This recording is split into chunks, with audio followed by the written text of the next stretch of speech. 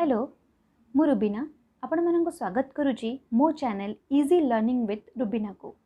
आज आम आउ गोटे जोग्राफी रो इम्पोर्टेंट टॉपिक जहाँकि रही इंटरनेशनल डेट लाइन से विषय रे पढ़िबा। 180 डिग्री मेरिडियन को आम इंटरनेशनल डेट लाइन बोली कहूछु।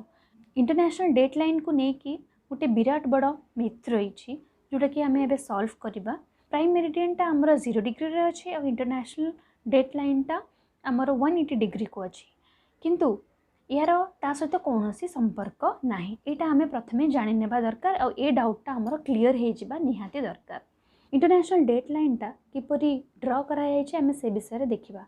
ए गिवन मैप रे आमे देखिबा इंटरनेशनल डेट लाइन रो गतिपथटा एपरि रहिछि। ता अर्थ कौन?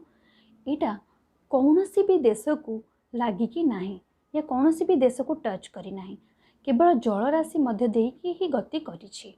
सपोज एटा को देश मध्य देई गति करता, जलराशि मध्य देई गति न करी देश मध्य देई गति करता। फॉर एग्जांपल देखिनियो सपोज ए देश मध्य देई गति करिथांता। ता अर्थ गोटे समय रे गोटे देश रे कोन दुईटी दिन आमे लक्ष्य करिबा। इंटरनेशनल डेट लाइन रो अर्थ कोन? सेटा गोटे सीमा निर्धारण करूची गोटे दिन रु आ गोटे दिन को। जदि इंटरनेशनल डेट लाइन टा समुद्र मध्य दे गति न करी कौन सी देश मध्य दे गति करता, सपोज एक देश मध्य दे गति करछि, तेबे गोटे देश मध्य रे एई पर्टिकुलर एटा गोटे देश सपोज धन्य ता माने कोन गोटे देश रे दुई दिन आमे फील करथा। गोटे देश रे आमे संडे और मंडे दुईटा को उभय फील करिबा, एटा बहुत प्रॉब्लम क्रिएट करिवो। तो एटा को अवॉइड करिया पई आमे स्थल भाग रे इंटरनेशनल डेट लाइन को क्रॉस न करी जल भाग मध्य दे क्रॉस करिछु एवं यार कौनसी लिंक नहीं प्राइम मेरिडियन सहित। ए मैप रे भी क्लियरली देखि परिबे एडी इंटरनेशनल डेट लाइन क्रॉस करिछि। एपटे संडे फील होउथिबा टाइम रे ईस्ट रे हमर वेस्ट रे फील होउछि मंडे।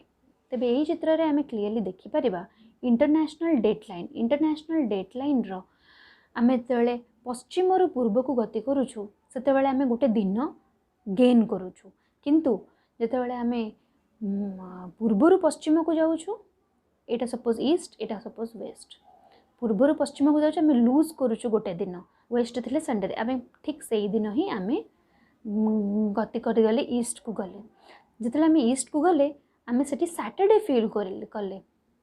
जदि आमे एपटे मंडे रे अछंती तमे आमे सेपट को गले से सेठी टाइमिंग चली थिबो या दिन चली थिबो संडे रो। एवं जेतेबेले आमे ईस्ट रु वेस्ट को गति करिया आमे लूज करिया गोटे दिन, अर्थ आमे जेटी संडे रे थिबा तामे ताले आमे एठी आसिकी मंडे फील करिया। ईस्ट रु वेस्ट को गले हमर गोटे दिन लूज हो जाउची आ वेस्ट रु ईस्ट को गले गोटे दिन आमे गेन करूछंती। सेही परि देखिले सपोज आमे भारत रे अछंती, एबे हमकु जिबा को अछि उत्तर अमेरिका। आमे भारत रु उत्तर अमेरिका जाउछंती अर्थ वेस्ट रु ईस्ट को जाउछंती। ता अर्थ कोन? आमे सपोज भारत रे मंडे हमर अछि चली मंडे आज चली या 5 तारीख चली, आमे सेपट को गले या उत्तर अमेरिका या कनाडा गले आमे सेपटे कौन देखिबा, आमे से दिन मंडे देखिबानी, आमे से दिन संडे फील करी आमे 5 तारीख रे 4 तारीख हेतिबो। ता अर्थ कौन? ता अर्थ होची आमे गोटे दिन आहुरी आम पाखे 5 तारीख सेठी हे जाइथिला, किंतु आमे आउ थरे एठी 5 तारीख टा फील करिबा। सेम आमे जेतेबेले अमेरिका रु जिबा पुनी भारत को या ईस्ट रु आमे वेस्ट को जिबा आमर गोटे दिन लूज हबो। सपोज आमे संडे रे अछंती आमे मंडे रे पहुंची जिबा, कि आमे 5 तारीख रे अछंती आमे पुणी सेठी भारत वर्ष को गले आमे 6 तारीख सेठी फील करिबा, त हमर गोटे दिन लॉस हे गला। वर्तमान आमे इंटरनेशनल डेट लाइन विषय रे संपूर्ण भाव में बुझी गले। मते लागुछि जहाँ भी इंटरनेशनल डेट लाइन को नहीं प्रॉब्लम थिला या डाउट थिला आज रो ये वीडियो देखला परे सब डाउट क्लियर हो जाइथिबो। जदि या परे भी आउ किछि डाउट रही तेबे मते कमेंट सेक्शन में लिखि जणाया पई केबे भी भूलिबे नै एवं मो चैनल को लाइक शेयर एवं सब्सक्राइब करिया को भी भूलिबे नै। आजिरो क्लास को एठी वाइंड अप करिबा। Thank you.